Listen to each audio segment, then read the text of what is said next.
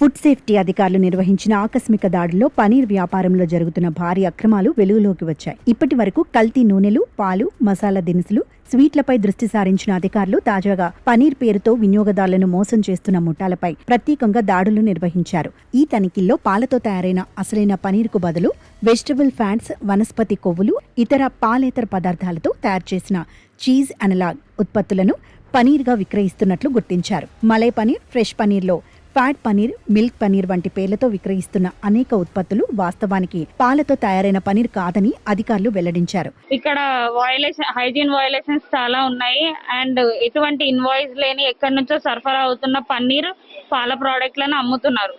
So వాటి sample సేకరించి ల్యాబ్కి పంపిస్తున్నాం. తర్వాత చర్యలు తీసుకుంటాం. చాలా ఆరోగ్య ప్రాబ్లమ్స్ వస్తున్నాయి. ఇవాళ రేపు మనం హెల్త్ పాడవుతున్నది మనం చూస్తున్నాం.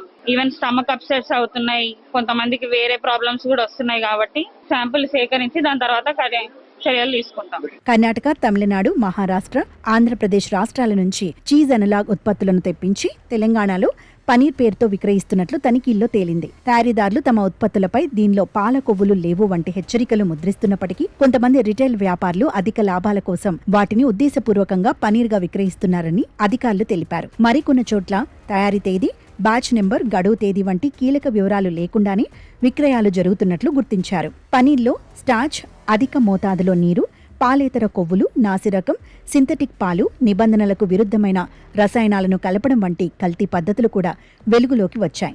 అలాగే సరైన లేబులింగ్ లేకపోవడం, గడువు ముగిసిన ఉత్పత్తుల విక్రయం, FSSAI లైసెన్స్ లేకుండా వ్యాపారాలు నిర్వహించడం వంటి ఉల్లంఘనలు బయటపడ్డాయి. ఈ నేపథ్యంలో అధికారులు భాగ్యనగరంలోని 45 అవుట్లెట్లు, 8 తయారీ యూనిట్లలో తనిఖీలు నిర్వహించి సుమారు 825 కిలోల అనుమానాస్పద ఉత్పత్తులను స్వాధీనం చేసుకున్నారు.